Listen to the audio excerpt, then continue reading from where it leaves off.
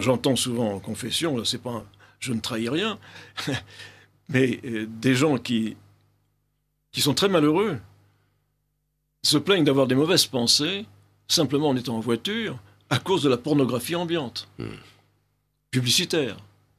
Enfin, on vit dans un monde totalement fou. Une pornographie ambiante qui touche les enfants, naturellement.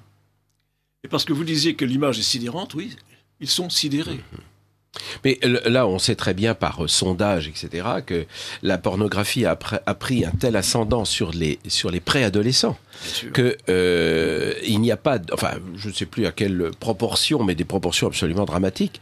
Les préadolescents ont tous déjà vu des films plus ou moins sadomaso, d'ailleurs, ce qui est l'abomination de la désolation, évidemment, puisque ces enfants vont avoir une vision de l'union des êtres totalement déformés. C'est l'objectif. C'est l'objectif, bien évidemment. C'est l'objectif de la destruction.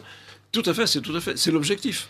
J'ai fait une conférence sur la question de l'addiction à la pornographie. C'est sans doute l'addiction la plus terrible et la plus difficile à rattraper. Les experts disent que c'est plus sérieux que la cocaïne.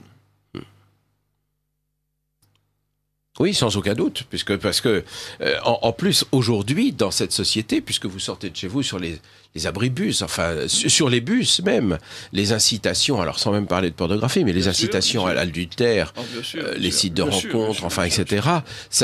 Tout ça est magnifiquement présenté d'ailleurs avec des photos très suggestives, enfin etc. Et par conséquent, quelqu'un qui est un peu faible dans ses fondamentaux, si je puis dire, va succomber évidemment. Et avec très bonne conscience, puisque tout le monde le fait. Oui, c'est ça. Et c'est bien la raison pour laquelle un certain ministre de l'Éducation nationale en France avait déclaré qu'il fallait s'occuper des enfants très tôt, les retirer à leur famille d'une certaine façon.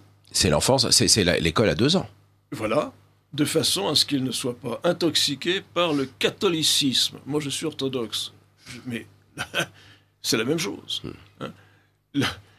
La volonté de détruire.